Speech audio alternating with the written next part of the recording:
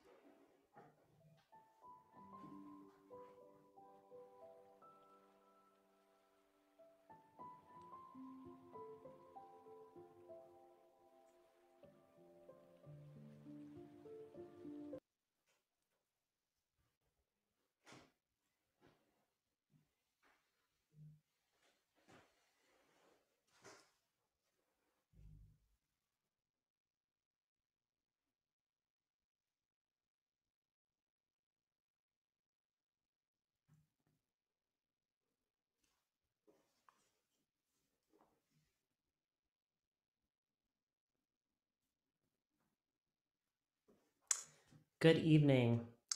I'm Justin Markovich Garnett, and on behalf of NWSOFA, Indivisible, Illinois, and our partners at Moms Demand Action and Chicago Survivors, I am touched to welcome you to the 2020 Interfaith Vigil to End Gun Violence.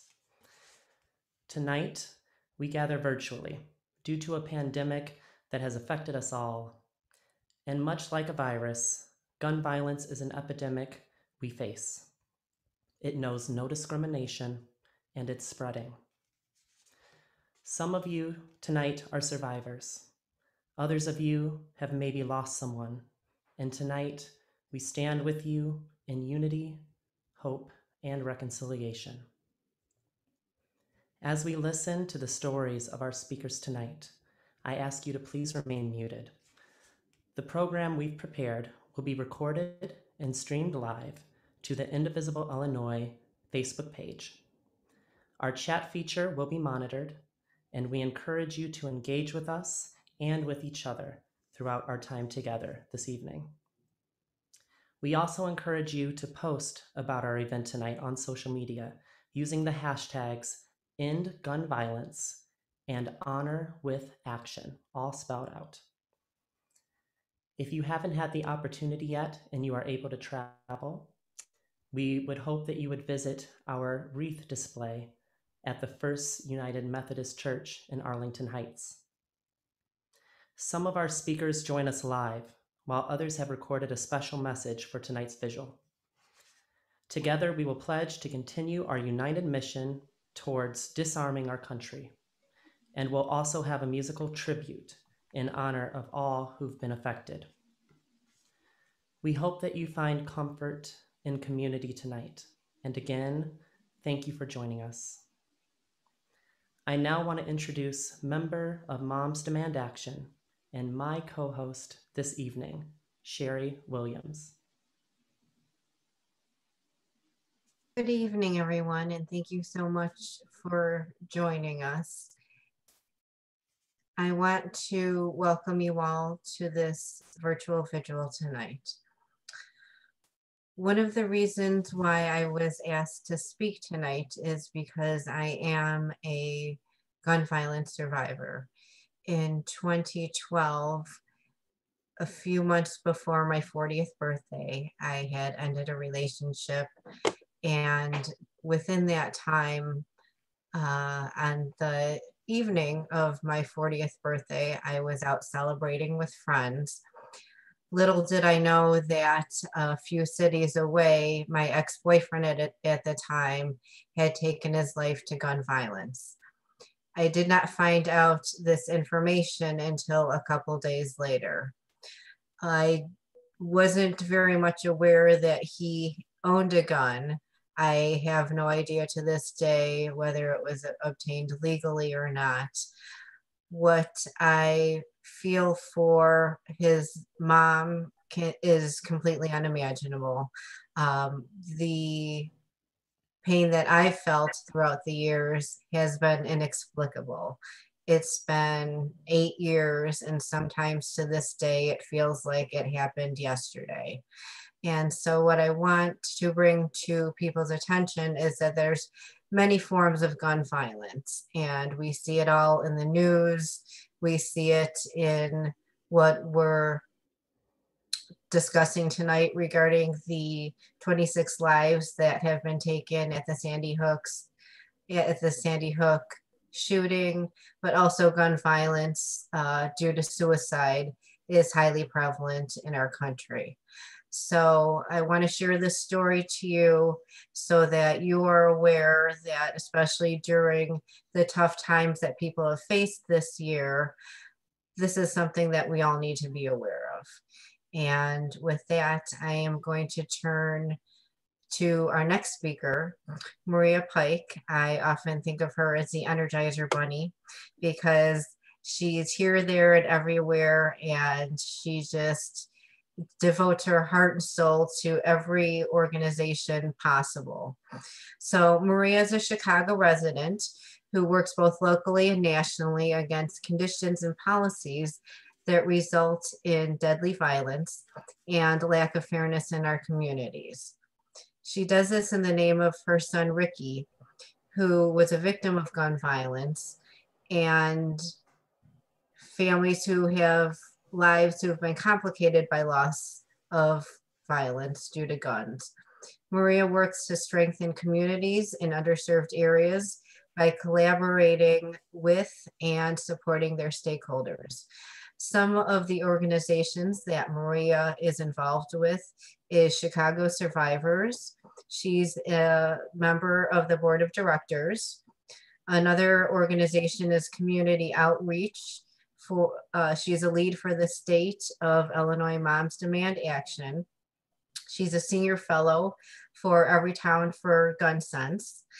She's also involved in Violence Reduction Strategy, VRS Chicago, VRS Custom Notifications, Council of Elders at the Egan Center in DePaul, the David Lynch Foundation Advisory Board member, United for Peace member of the board, member of the Public Safety Transitional Task Force for Mayor Lori Lightfoot, and also member of the Public Safety Task Force Subcommittee on Gun Violence Prevention for Mayor Lori Lightfoot. So as I mentioned, her resume is very detailed, and we are so proud that she's a part of this event tonight. So with that, I lead you to Maria Pike.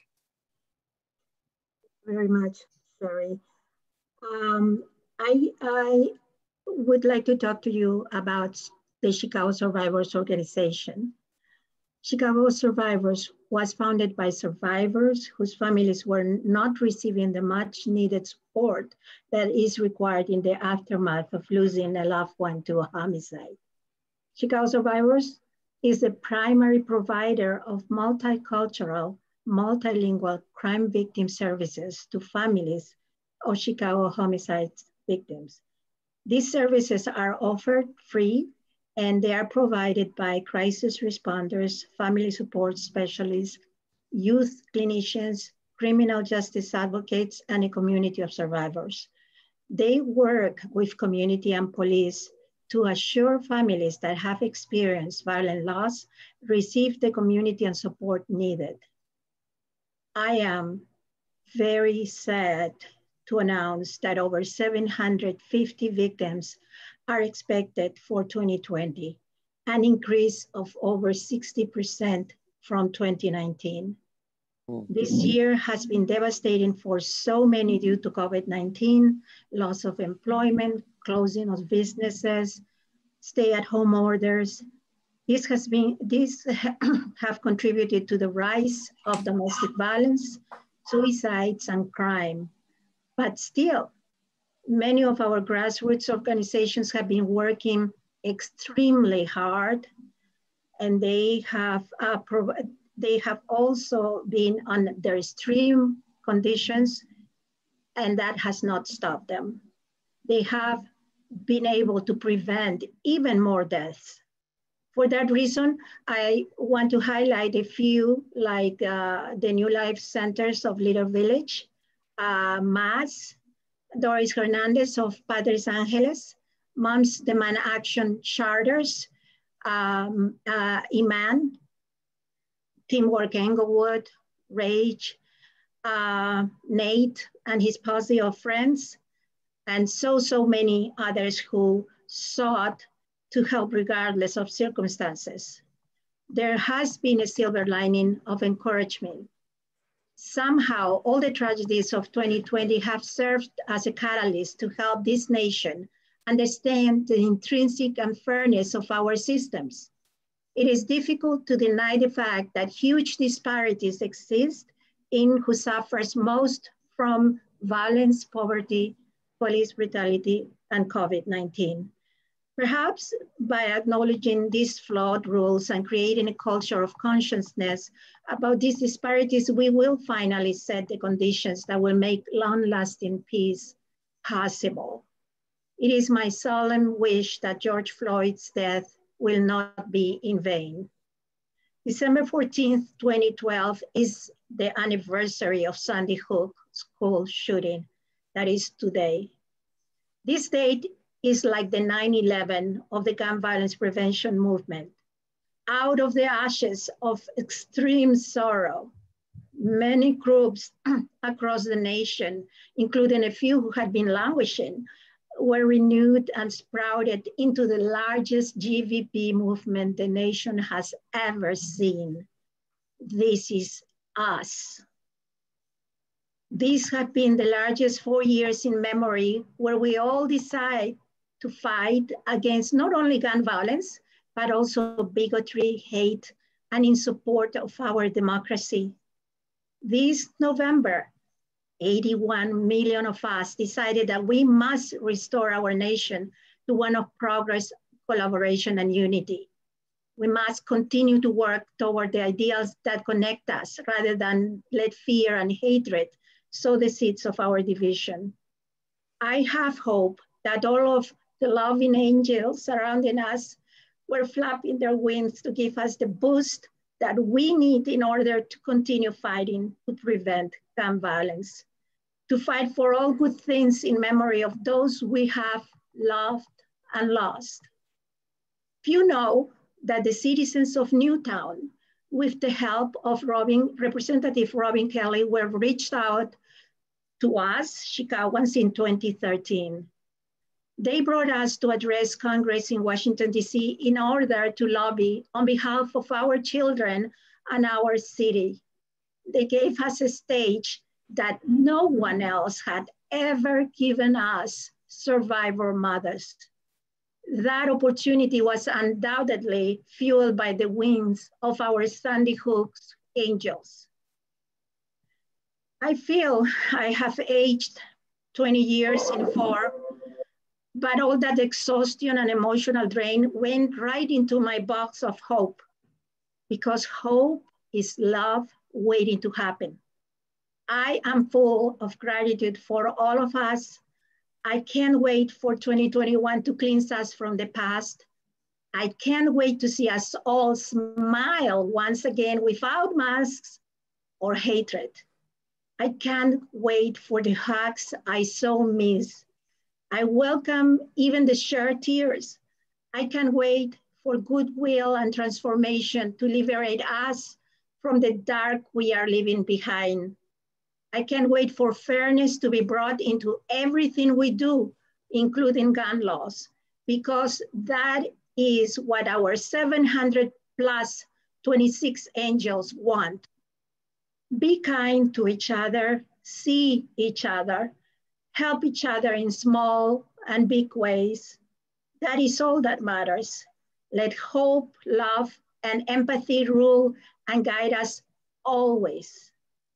Merry Christmas, angels of our lives. Thank you. Thank you so much, Maria, for reaching within yourself and sharing those powerful words. Like Maria reminds us, gun violence isn't just impacting our streets. It has also entered our businesses, schools, our homes, and even places of worship.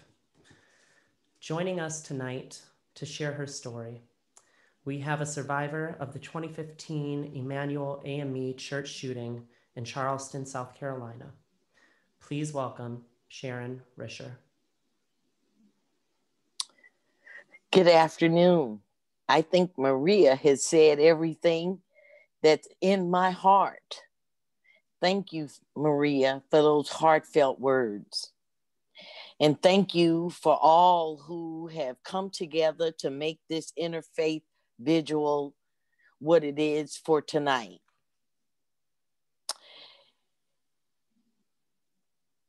Eight years ago, when that massacre happened at the Sandy Hook Elementary in Newtown, Connecticut, it really didn't impact me on a personal level, because you see, gun violence had never impacted my life like that. So I did what a lot of people did. Said to themselves that I am so sorry that happened. Not knowing that one day that I would be in a group of people that would receive such pain on a national level like they did. I'm glad that because of what happened at Sandy Hook caused a revolution in the movement for gun violence prevention. It seems like we never really get to move or do anything until we are affected personally. Then we want to help. But I say, whatever causes you to want to help in this movement, that's what you would do.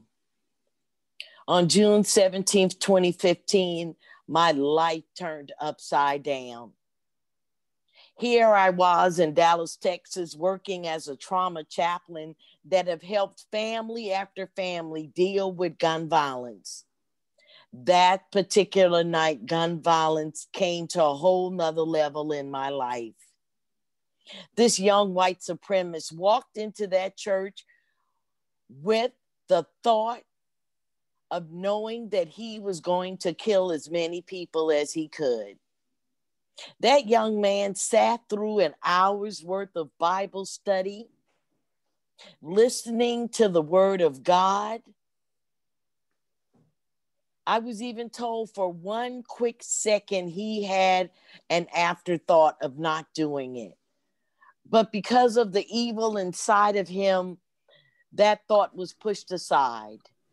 And while they were holding hands with their heads bowed and their eyes closed, this young man, full of hate, commenced to killing them all.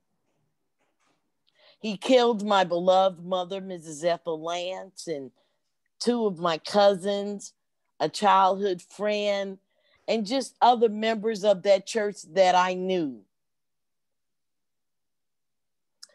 Gun violence coupled with hate is deadly, and that was shown because it happened in Charleston. I was asked to be here tonight, not because I'm such of a great speaker, not because I'm a great preacher, or even a politician.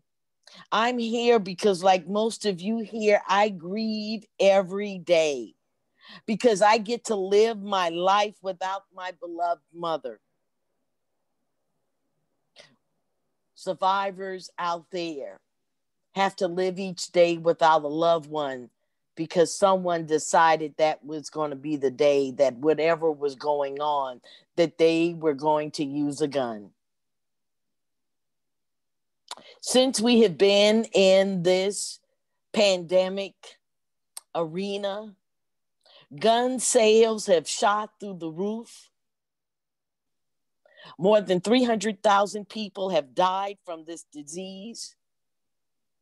And we are faced with our state and federal agencies overloaded with background checks waiting, pending to be done. Out of the Charleston massacre, the House of Representatives passed a bill calling it the Charleston loophole. The Charleston loophole hoped to get passed one day through the Senate. Mitch McConnell has had that bill on his desk since 2018. The Charleston loophole is about having the background check time limit extended. Dylan Roof, who caused such havoc in that church, would not have been able to purchase the gun he had if the background check had been done properly and if getting the results of a background check was extended for more than 3 days.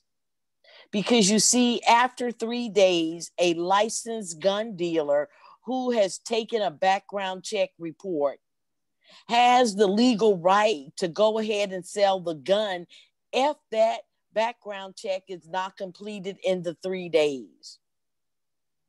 Dylan Roof would have not been able to buy that gun because he had a felony charge.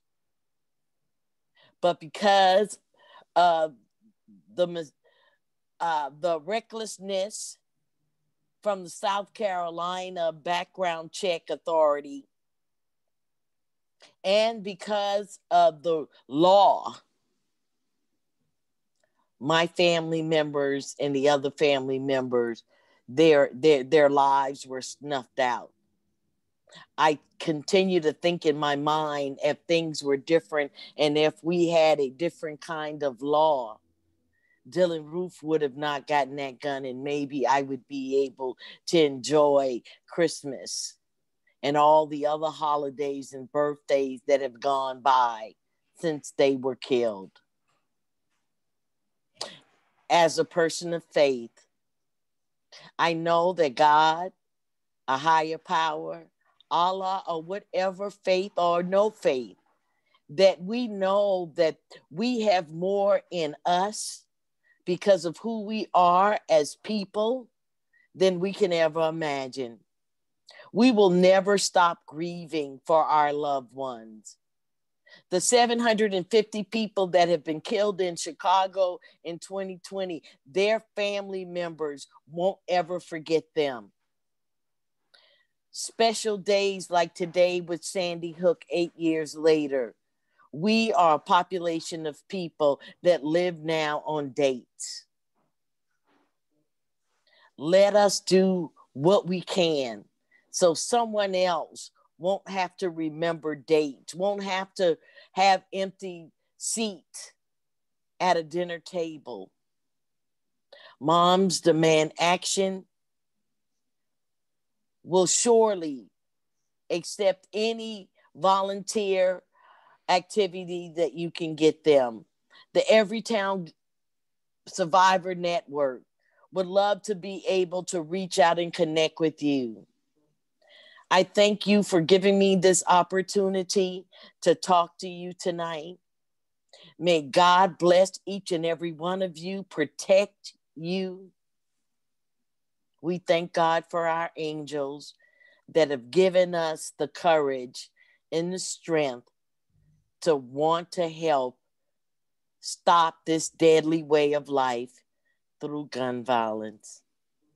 Thank you so much. God bless.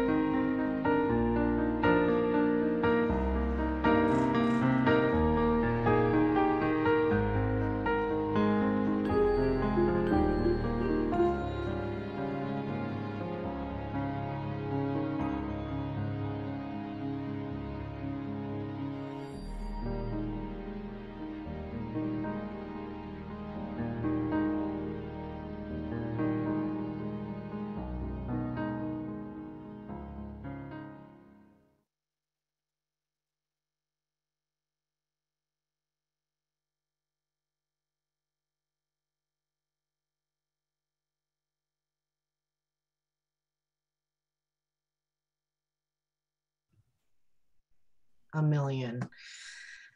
Our next speaker, I'm honored and am delighted that she is able to join us tonight. We have Representative Lucy McBath, who is the U.S. Representative for Georgia's 6th Congressional District. Her son Jordan was murdered in 2012.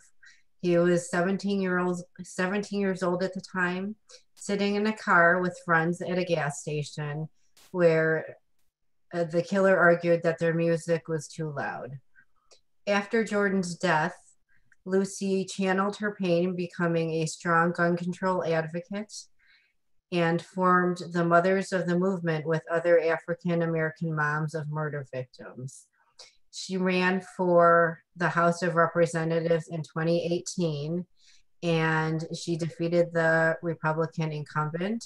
And I'm so happy that she was reelected for her second term this past November. So with that, I am honored to give you Representative Lucy McBath. Well, thank you so much. I am so honored to be with you all tonight. I want to thank NWSOFA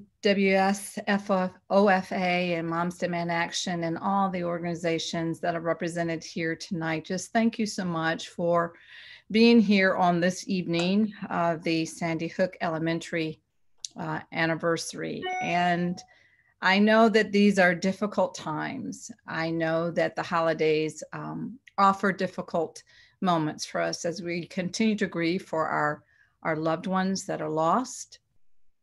They are our mothers and our fathers and our sisters and our brothers and our own children and nieces and nephews. But I want to talk just a little bit tonight about hope.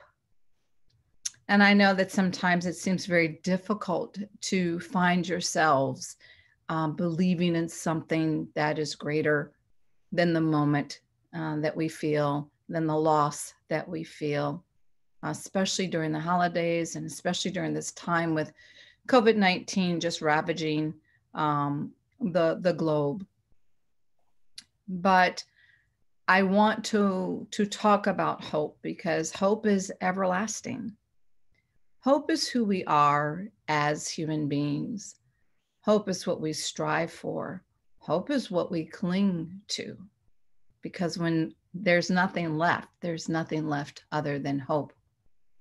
Hope for a better day, hope for a better and safer climate where no one else will lose their loved ones as we have, and hope that our government and governing bodies will move forward to do what's absolutely right and necessary to make sure that we don't have to continue to have vigils like this year after year after year. Hope finds us in our darkest moments. And I know that it's hard to believe that sometimes, but there is always that glimmer of hope that we have to cling to. We are each called right now to live for our loved ones, those that we've lost, because we stand as their legacy at this moment. We are their legacy.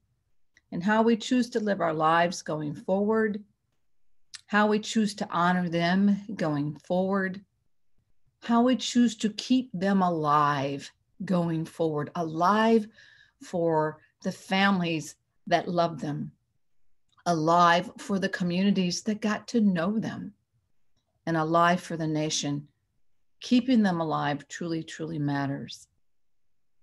And they do live through each and every single one of us. So hope finds us in our darkest moments, our darkest hours. And so I want to offer you hope. I want to offer you love, acceptance, and in some sense of the word, forgiveness. Without love, acceptance, and forgiveness, we cannot truly honor those that we've lost. We cannot truly honor our loved ones. So during this time, during this time when people are suffering and they're nervous and they're anxious, just know that our loved ones are at peace. And I know it doesn't seem any easier, but they're at peace. And I hope that you find a sense of hope to go forward in love and to find some sense of joy. I will work as hard as I possibly can in Washington. I know as a survivor how important it is that we change this culture. I know as a survivor how much changing this existing gun culture means to each and every one of you, but most of all, what it means to those that we've lost. I assure you that I will never forget. Not only will I never forget the loss that I have suffered by losing my own son, Jordan, I will never forget yours. I will work as hard as I can. And in Washington, I'll continue to stand on the front lines with you. So during this holiday season, I offer you love, peace, acceptance, and I hope just a little bit of joy. I pray that you find just some bit of joy.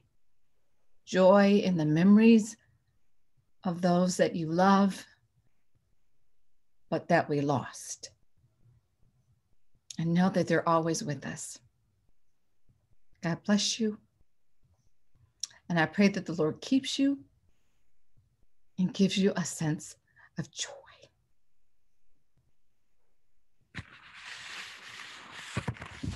Thank you so much on behalf of us all, Congresswoman McBath, for your message of love, acceptance, and forgiveness, and above all, your message of hope. And for your continued work in Washington, we thank you. Thank you. For years, we have banded together in an effort to bring awareness to the destructive effects of gun violence. Members of all races, cultures, and religions joining together in solidarity. Tonight, we welcome a returning speaker from the Sikh religious community in Palatine. Sharing his story tonight, please join me in welcoming Satnam Singh Mago. I'd like to thank you all for inviting me. This is actually my third straight year that I've been able to speak, and I am very humbled to be able to speak on behalf of my mother, who lost her father, on behalf of my uncles who lost their father, and my grandmother who lost her husband to gun violence. This is something that impacts all communities. And one thing that I know that I have struggled with when this happened in 2012, and I came to a realization that 6-year-olds, babies dying, could be something that could possibly change the conversation. And it did change the conversation, but not enough to get our politicians to actually do something about it. I'm not gonna lie, I became a little bit depressed by that realization. But one thing that I do want to touch on is solidarity, something that Sharon brought up a little bit earlier. And I just want to highlight what she brought up, this idea that something has to impact us personally in order to actually do something about it. With that, solidarity is not something that is inherent, that solidarity is something that it has to be learned. And I hate that that's true, but it is true. And what I see right now, I know firsthand what is going on in India, for example. I don't know if you guys are aware, but there's a 250 million person strike that started as a farmer's strike, people who are desperate, an economic justice issue. But then the people who started it is from the Sikh community. We're 25 million strong in India. There's no way that 25 million strong can lead to a 250 million human labor strike. that is the largest human strike in human history. And I see hope. I went to a protest after George Floyd lost his life in such a violent way. I went to a protest for Breonna Taylor. And one thing that I realized is that we are building solidarity right now. These are weird times that we find ourselves in. We're having this vigil via Zoom. We can't go to our grandparents' homes to hug them. And that is something that's weighing on all of us. I know it's weighing on my nieces and my nephew that they can't come and see my parents.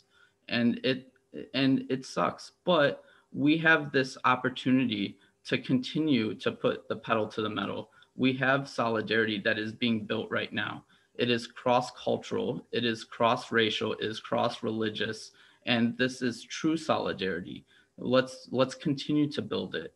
Economic solidarity, that one of the biggest causes of gun violence we know is economic insecurity. And we understand all these things. We know that we can better our laws, but we also know that we have a sickness in our country. And we have a sickness when it comes to guns, and it comes to what we are willing to accept when it comes to guns. We don't have to have that sickness. And the true path to this obscene violence is a path of love. It is a path of solidarity.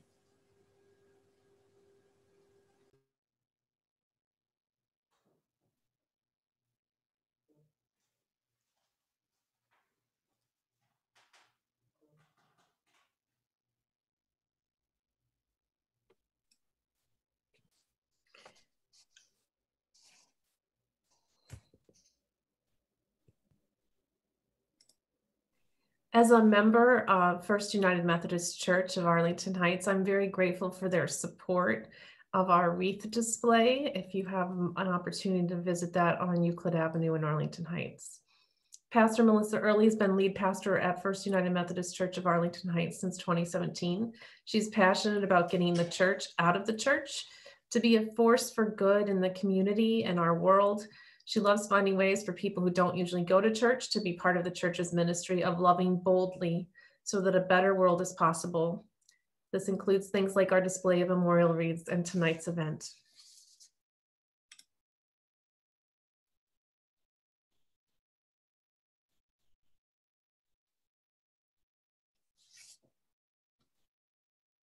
As we come together to remember those who died due to gun violence, as we come together to once again commit ourselves to the work of disarming our country, I want to share with you a prayer by Walter Brueggemann from his book, Prayers for a Privileged People. It is called Grieving Our Lost Children. Another brutality, another school killing, another grief beyond telling and loss in Colorado, in Wisconsin, among the Amish, in Virginia. Where next? We are reduced to weeping silence, even as we breed a violent culture, even as we kill the sons and daughters of our enemies, even as we fail to live and cherish and respect the forgotten of our common life. There is no joy among us as we empty our schoolhouses. There is no health among us as we move in fear and bottomless anxiety. There is little hope among us as we fall helpless before the gunshot and the shriek and the blood and the panic. We pray to you only because we do not know what else to do. So we pray, move powerfully in our body politic. Move us toward peaceableness that does not want to hurt or to kill. Move us toward justice, that the troubled and the forgotten may know mercy. Move us toward forgiveness, that we may escape the trap of revenge. Empower us to turn our weapons to acts of mercy, to turn our missiles to gestures of friendship, to turn our bombs to policies of reconciliation.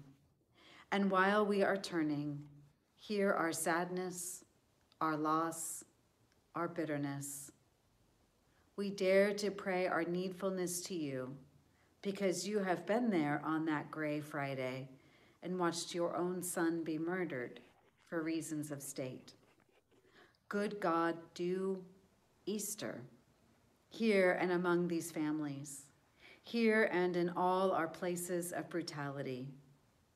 Move our Easter grief now without too much innocence to your Sunday joy. We pray in the one crucified and risen, who is our Lord and Savior. Amen.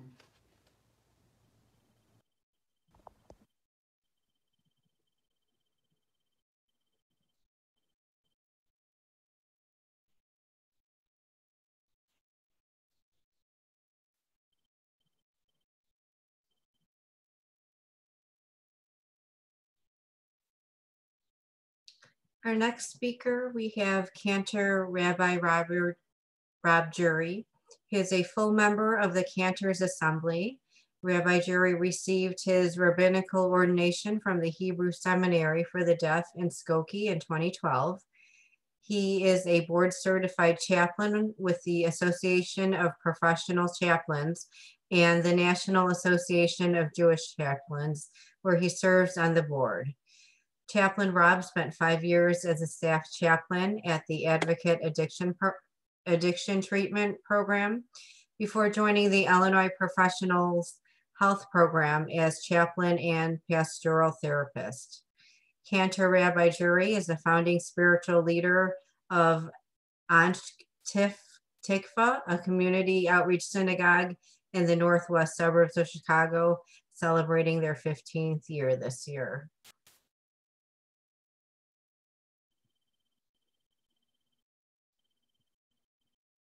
It's an honor to be with you tonight and to offer a prayer in solidarity with survivors and families against gun violence, for common sense gun laws, in memory of all of those who've lost their lives, and in memory of the children of Newtown.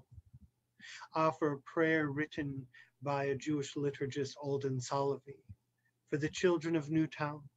Author of life, source and creator, grant a perfect rest under your tabernacle of peace to the victims of the massacre in Newtown, Connecticut, children whose lives were cut off by violence, all who fell at the hand of anger, a rampage beyond understanding.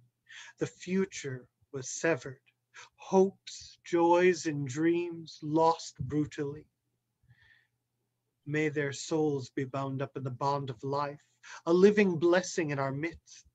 May they rest in peace. God of mercy, remember too the survivors of this attack, parents, sisters, and brothers, witnesses of shock, horror, and dismay. Ease their suffering and release their trauma. Grant them endurance to survive, strength to rebuild, faith to mourn, and courage to heal, so that they recover lives of joy and wonder. Remember the families and friends of the dead and the bereaved with comfort and consolation. Grant them your protection, your wholeness and healing. May they find hope and grace. Heavenly guide, source of love, guard the children of Newtown. Grant them your shelter and solace, blessing and renewal. Put an end to anger, hatred, and fear, and lead us to a time when no one will suffer at the hand of another, speedily in our days. God of the slain, God of the murdered and the victim, the voice of lamentation echoes across the land, wailing beside graves open too soon, weeping beside stains of blood from the dead and the injured, pouring forth from bullet wounds, the child shot, the suicide, the domestic assault, the gang violence, the mass murder, the long night of death made easy by guns and automatic weapons, the long night of sorrow made easy by reckless access to machines of slaughter.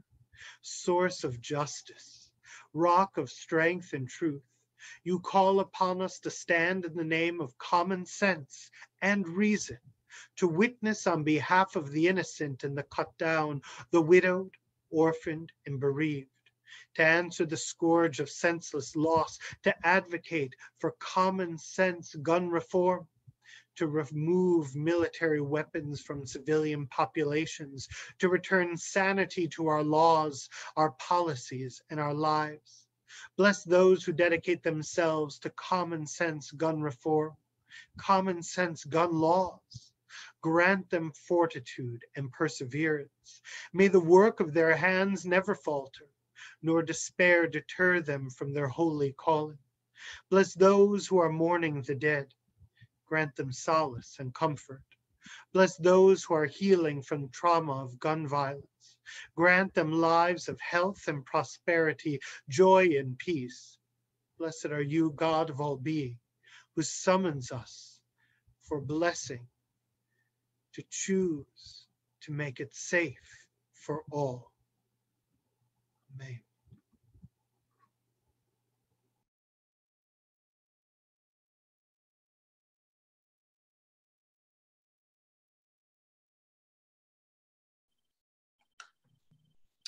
Our next speaker is Dr. Yasmin Beg. She is an assistant professor of anesthesiology at Northwestern University from Feinberg School of Medicine. She is also the medical director of non-operating room anesthesia at Northwestern Memorial Hospital in downtown Chicago. Born and raised in Canada, Dr. Beg has been living in the United States for over 17 years. She and her husband are raising their 3 children in the northwest suburbs of Chicago. We will now listen to her speech. Thank you. December 14th, 2012. I remember watching the news in horror, thinking about my 4- and 2-year-old. I was 8 months pregnant at that time as well. I could only imagine the feelings of devastation those families of the kindergartners, first graders were feeling. Children that were only a little older than my son at that time. Like most of America, I just could not make sense of that tragic crime. Yes, mental health is a big issue, but so too is access to firearms. This wasn't the first school shooting, and sadly, it would not be the last. The first documented school shootings in the US actually occurred in the 1800s. Since Columbine, which was in 1999, there have been 304 school shootings, with very little change or progress being made in controlling this epidemic. I do want to point out that crime and violence are not a uniquely American experience. My first exposure to gun violence actually occurred on another date in December in another country this time. I remember it vividly. It was December 6th, 1989. And the news that broke was from L'École Polytechnique in Montreal, Canada, where a mentally unstable individual targeted and killed 15 female engineering students. However, there is a big difference between the two countries. Since that date in 1989, Canada has only seen 5 mass shootings in the 31 years. It's not 0, but it's certainly better than 304.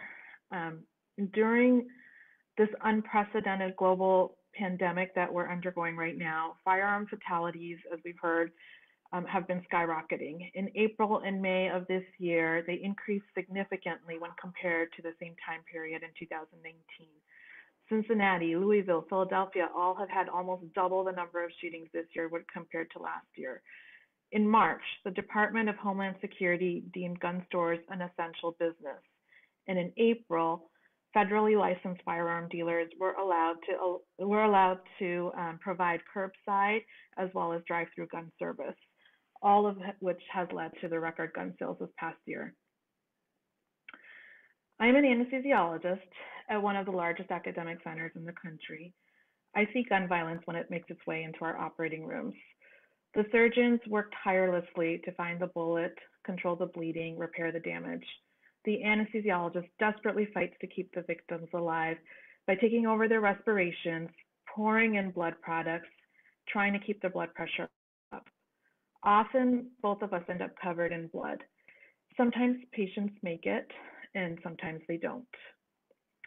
There's something very humbling about the realization that you may have been the last person a patient spoke to. If you let yourself go there, It's a very heavy emotional burden to carry. And many of us who deal with emotional trauma like this learn to compartmentalize really well. And physicians are no different. It's what allows us to do our job over and over again, repeatedly. You know, something dawned on me as we've all kind of had more time at home during this pandemic, that this compartmentalization, this is what society has been doing for all these years, all these decades actually, with regards to violence. Compartmentalizing, putting their thoughts and feelings about it into a box so they wouldn't have to deal with it. The lucky ones, those that are not touched by gun violence, never have to uncompartmentalize the devastation brought on by it. This global COVID-19 pandemic has given us all a lot of time to reflect. It has shown a spotlight on the good, the bad, and the ugly of society. It is time for all of us to collectively stop compartmentalizing and be outraged by what we see, what continues to occur over and over and over again. In closing, I just want to read two quick verses from the Quran, which is the holy book of Muslims. This is from chapter 4, verse 135 and 136. Believers, be upholders of justice and bearers of witness to truth for the sake of God, even though it may either be against yourselves or against your parents and kinsmen, or the rich or the poor. For God is more concerned with their well-being than you are. Do not then follow your own desires, lest you keep away from justice. If you twist or turn away from the truth, know that God is well aware of all that you do. Believers, believe in God and his messenger, and in the book he has revealed to his messenger, and in the books he revealed before. And whomever disbelieves in God, in his angels, in his books, and in his messengers, and in the last day has indeed strayed far away. Thank you so much for having me.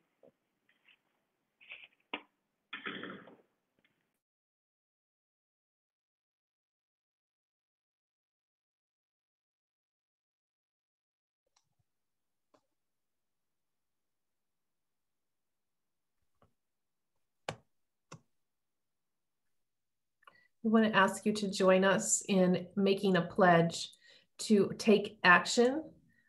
Without taking action, we are not honoring those who are victims and those who are survivors. So as we gather today with others across the country and every state to call attention to the impact of gun violence upon all of our communities, please join me reading out loud in your own home, in your own experience. We pledge today to call attention to the impact of gun violence upon all of our communities. Pledge today to call. We pledge ourselves to make a difference by remembering those who have been lost and committing ourselves to helping our local community to promote gun safety. We pledge to continue to call upon our local, state, and national leaders to promote policies and legislation that will reduce the impact of gun violence upon all of our communities. We pledge to provide unqualified support of expanded background checks, essential legislation endorsed by an overwhelming majority of Americans. We will remember that gun violence affects all of us, urban, suburban, rural, rich, poor, young, and old.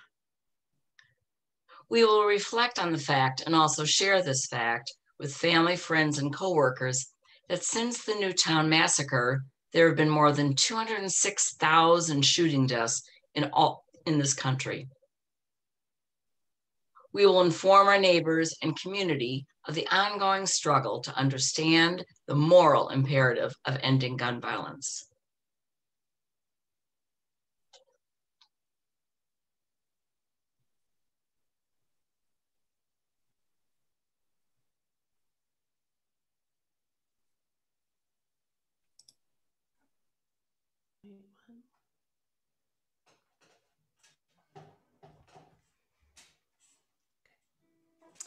Thank you so much, Dr. Beck, for sharing that. Tonight, I want to use the power of music in an effort for us to continue to heal. So we hope that you enjoy this song.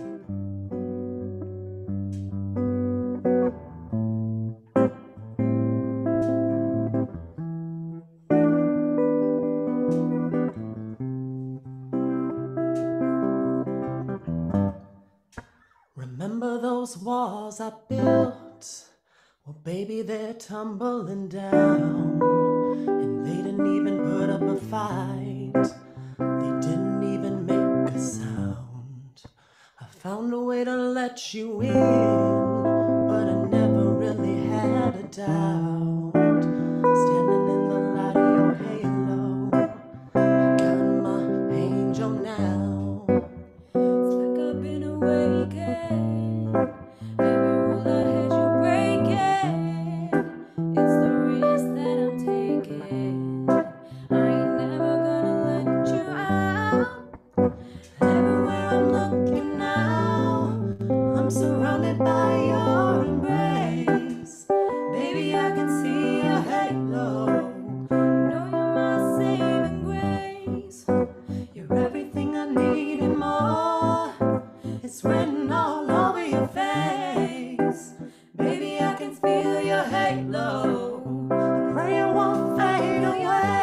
Halo, halo. I can see your halo, halo, halo. I can feel your halo, halo, halo. I can feel your halo, halo, halo.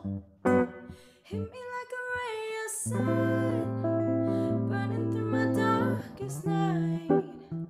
You're the only one that I want. Think I'm addicted to your light. Swore I'd never fall again, but this don't really feel like falling.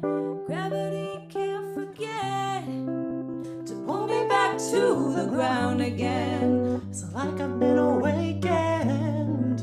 Every rule I had you breaking. It's the risk that I'm taking. I ain't never gonna shut you out. Everywhere I'm looking now, I'm surrounded by your embrace. Baby, I can see your halo. I know you're my saving grace. You're everything I need and more. It's written all over your face. Baby, I can feel your halo. I pray it won't I fade can see your away. halo, halo, Halo, I can feel your halo, halo, halo. I can see your halo, halo, Halo, I can feel your halo, halo, halo. I can see your halo, halo, Halo, I can feel your halo, halo, halo. I can see your halo, halo, Halo, I can feel your halo, halo, halo.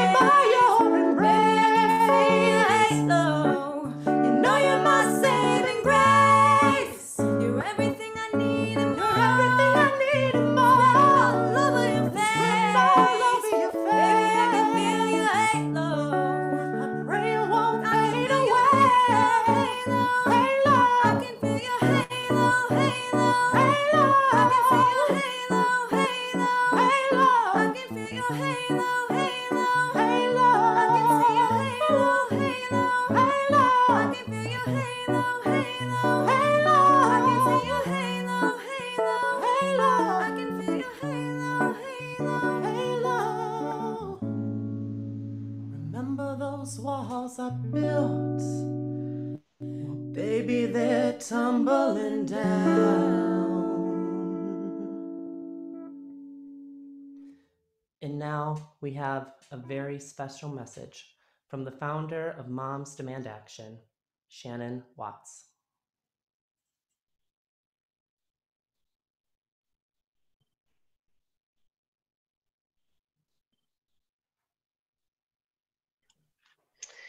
Hi, everyone. I want to thank Chicago survivors, the Northwest Suburbs Indivisible, Moms Demand Action for welcoming us all into this virtual space to honor the lives of those who've been taken by gun violence. I want to thank my good friend Lucy McBath, Congresswoman Lucy McBath, and everyone on this call tonight who has been in the trenches just for years, fighting to bring awareness to the devastation that gun violence creates in our communities. It is truly an honor to stand with all of you today. 8 years ago, the news of the Sandy Hook school shooting rocked our nation. I was sitting in my house in Indiana, heartbroken, devastated, angry, confronted by the reality that gun violence had just devastated an elementary school, killing 20 first graders and 6 educators. And my heart broke for the families, and they were forever changed by this senseless tragedy. When that happened, it really did open my eyes to the reality of gun violence in America. And I realized that as a stay-at-home mom of 5 in Indiana, I had been living in a bubble.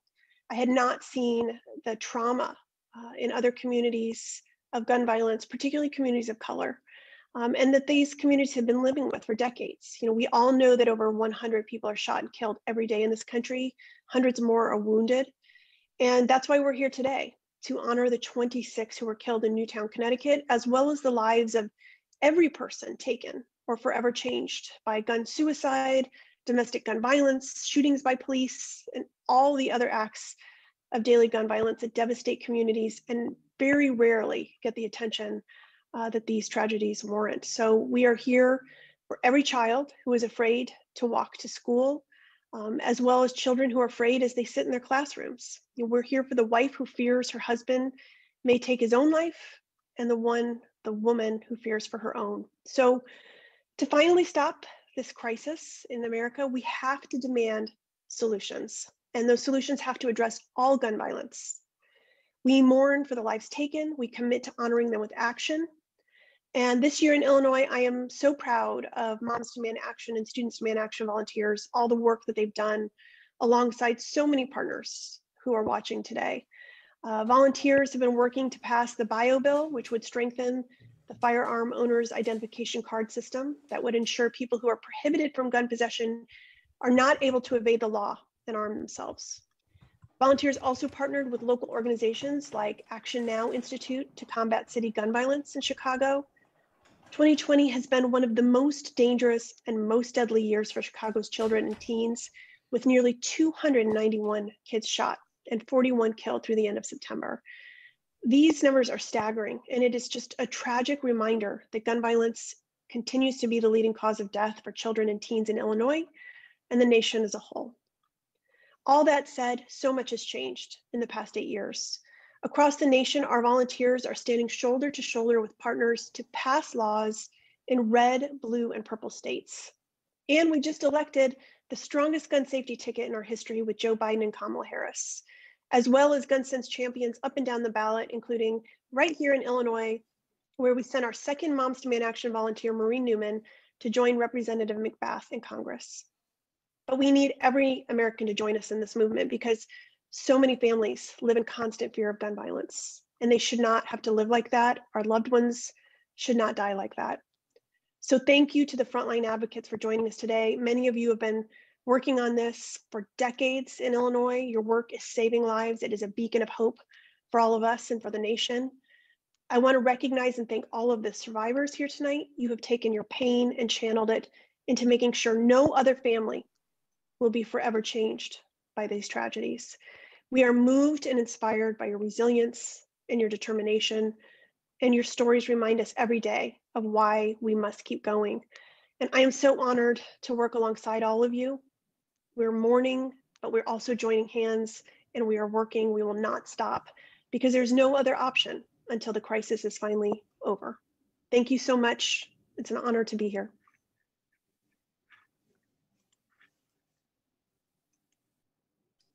I wanted to add a few words regarding Shannon's comments. Obviously, everything she said, she hit the nail on the head.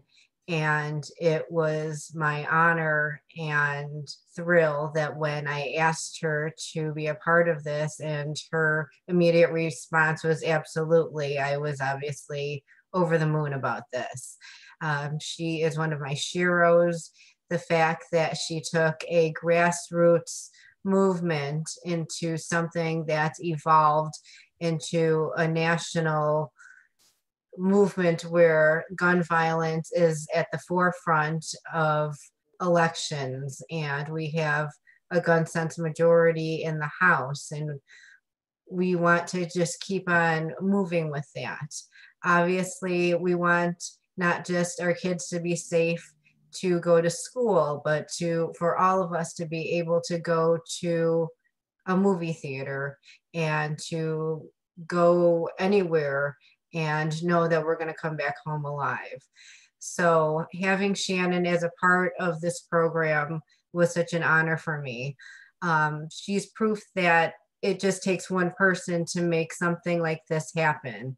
If anyone isn't aware of her story, she was a stay-at-home mom when Sandy Hook happened, and she realized that tears weren't enough.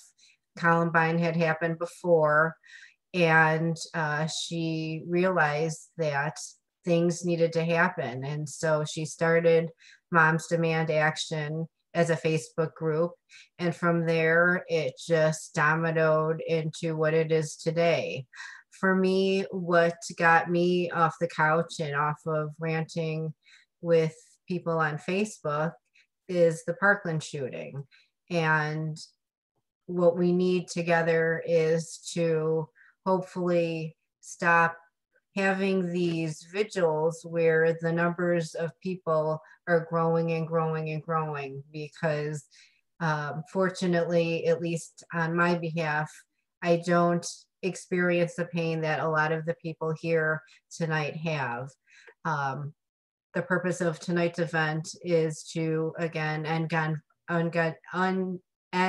violence and honor with action, but it's also to remember us all that this pain doesn't go away, particularly during this holiday season.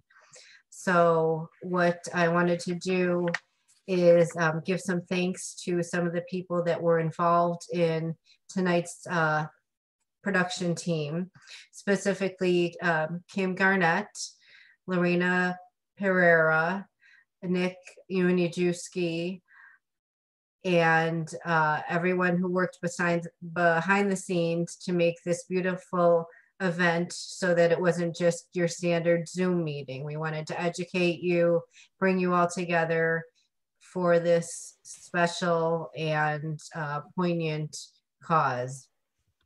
Mary Kay Baldino, Kathy Risberg, Maria Pike, Tangela Jones, and Richard Baldino also helped with their time and energy in putting up the wreaths and the pictures of the 26 lives that were lost during the Sandy Hook massacre.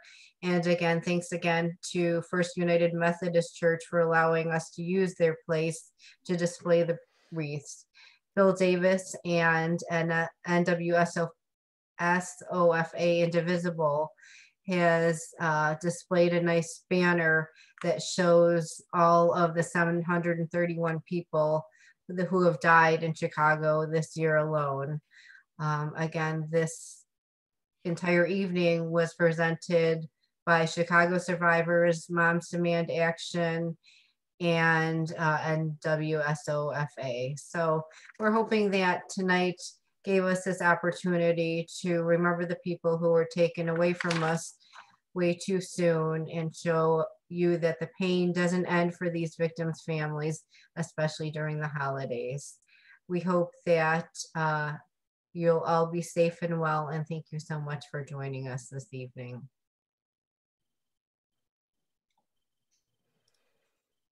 Thank you, Sherry. And I just want to thank all of you who tuned in this evening. You chose to share this moment with us, and we hope that it brought you a moment of comfort and even joy.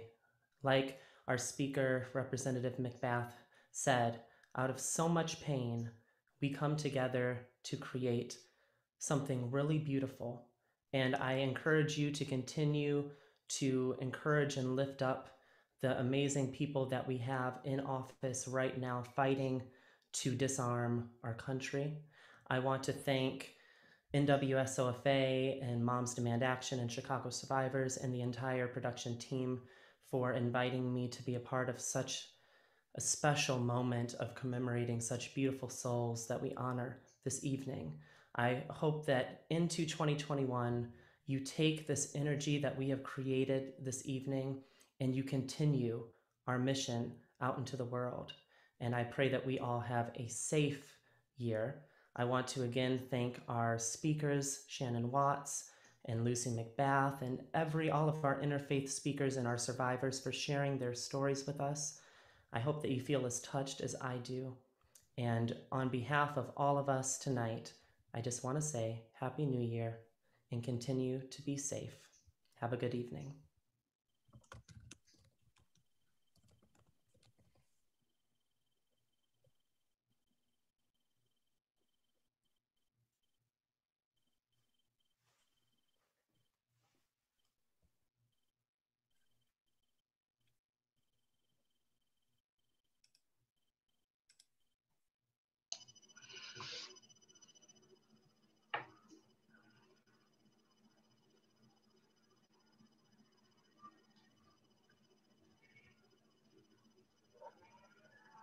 It was wonderful. Thanks. Thank you, Sarah.